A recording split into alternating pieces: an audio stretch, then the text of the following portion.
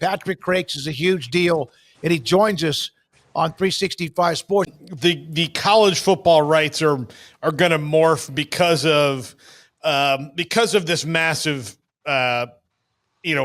direct to consumer app that they are consuming. You mentioned that they're set up either way, whether it's linear and all that, and most people are still going to be linear, and whatever linear means, every single year as it changes, but most people are still going to sign up for a Hulu or YouTube TV or Comcast or whatever and do it. But what does it mean for college football rights as they implement this massive direct to consumer thing, and then have a red zone and have these things that are going to be test cases for everything else that they can grab and do in the future? You're talking about ESPN in particular? Yeah. Look, I think ESPN, Saturday college football benefits from pay TV content discovery. College football is very fractionalized. ESPN has a critical mass of it, right? They're the number one college football provider. So much so that ESPN, Fox, to keep their pregame show kind of working correctly, has to make some big changes creatively, right? Because now ESPN has a full suite of SEC games and can program that 12 to 3 p.m. window, which they couldn't in the past. They have lots of ability to create ways for folks to get content, but some of what ESPN does is incomplete unless you have the other events, which are fractionalized across all sports, across multiple partnerships. And quite frankly, it's getting more fractionalized, not less. I mean, the NBA deal added another partner, right? And it added a partner with two, an old but new distribution platform and broadcast, and a new platform in Peacock. So ESPN has the power to collate and drive audiences in certain directions, and they certainly have the power to be relevant outside of the live games as well. And not a lot of media companies have that, but ESPN does. They have that because they're there 24/7 for you. But at the same time, the sports media marketplace is just fractionalized all over the place. And it's not like entertainment content where Netflix can go out and invest, $50 billion and create a bunch of high quality comedy shows. I mean, there's only one Big Ten conference. There's only one SEC conference. Those games can only be spread so many different places. So ESPN is number one, clearly, but they're not. And when it comes to sports, it's a more complicated equation because nobody can unify all the content in one place, and they're not going to be able to. Patrick, tell me who I am. First of all, I'm 66 years old. Paul knows and Garrett knows, Craig's off this week, that I am technologically challenged, although I'm getting better. But I need to bring this up for a reason. Back when Alabama and Texas opened up the season, I think the game was in Austin. I got YouTube TV. My future son-in-law said, hey, you're going to need it. This is a great thing now, what they're doing. And it was like $69 or $59 or whatever it was a month. Stay with me for a second. I got the game. I got YouTube TV. Do you know I have not watched a Sports Center in probably 3 to 4 years? Right. I do watch ESPN if it's on YouTube TV, if it's something that's popping up. I don't watch cable TV much anymore, although I have a great deal with Spectrum. Who have I become? And am I the guy that they like or the one that they're scared to death of?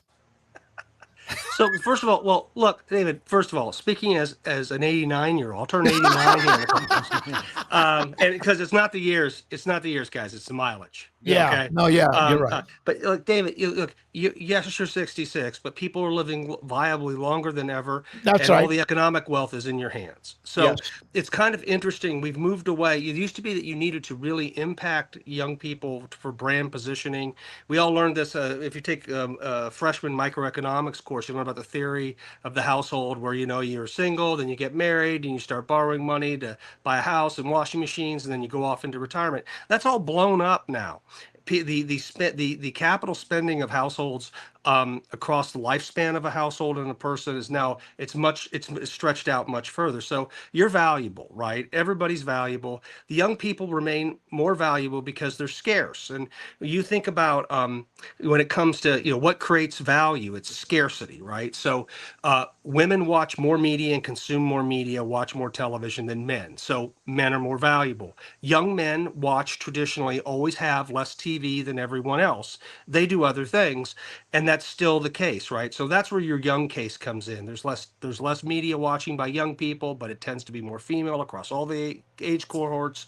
And then young men are they watch the least and consume the least, in particular of long form engaging video, right? They play video games, they do other things, so they have value. But you have value too. Trust me, you really do. And when I think about YouTube TV, I think one of the big confusions is understanding just what a package of pay TV channels are. Right. People think when they move from a Comcast with a fixed wire line into the house, right, and they go over to YouTube TV, they somehow cut the cord. They haven't cut any cord. They've spread the cord. YouTube TV is a pay TV distributor. Those channels have the same pricing approximately as the channels inside the old, DirecTV DBS satellite. That is the same package of linear channels. And Paul, you referenced linear, whatever it is. Linear is just a programming strategy. Yeah. It's emerged as kind of a way to say old or established system versus new system. It's kind of bad. We got to get away from that. And if you look at linear programming techniques on the digital side, on the streaming side, they're starting to be adopted en masse by the established streamers. I mean, they are now. Last night, my wife was watching The Gilded Age. I walked in, I laughed at it for about 10 minutes and got slugged in the arm. And then right after the end of it, the Billy Joel documentary showed up, right? It's like, that's an old linear television programming trick where you put your most valuable content behind your biggest show, right? The content you want to watch behind it. So what I think the future looks like, guys, is a lot like the past. And I've been saying this for a while. You got to have bundling. You've got to have techniques that bring people in live and also enable them to use the wonders of being able to be their own programmers together. For too long, all these systems were viewed as zero sum against each other, right? Old versus new. And that was because it served the narrative of Wall Street and some excited people in the media, quite frankly, about, where all the money gets up on one side, walks and goes to the other really quickly. None of that's happened. This transition has happened fast, but the value creation part of it has been a mess, aside for Netflix. And sports is caught up in it now. And that's why you're going to hear with this, we'll use the NBA deal as an example again, you're going to have a lot of complaints about finding content with the new NBA deal, even though you can find it. It's not rocket science, but people just don't want to spend that much time doing it. I mean, they're ordinary people. I'm not talking about you and I and the other big sports fans or big entertainment content fans. It's hard to find content for them because they're living their lives and they're coming to this to relax. They're coming to it to enjoy things. They don't want to spend 25 minutes figuring out what to watch where. So you're going to hear a lot of complaints about it. And that's why NBC decided to launch a sports tier channel that's complementary to Peacock. So these systems need to work together, David, and so do all the audiences inside it, because mass aggregation of audience has more value to the most important brands and are very, very crucial in distribution pricing. And so the future looks a lot more like the past. And you have great value because of that, David. All the demographics do, but you've got to get them to coalesce. Yeah. See, Garrett and Paul, what he said, I have great value. Yeah.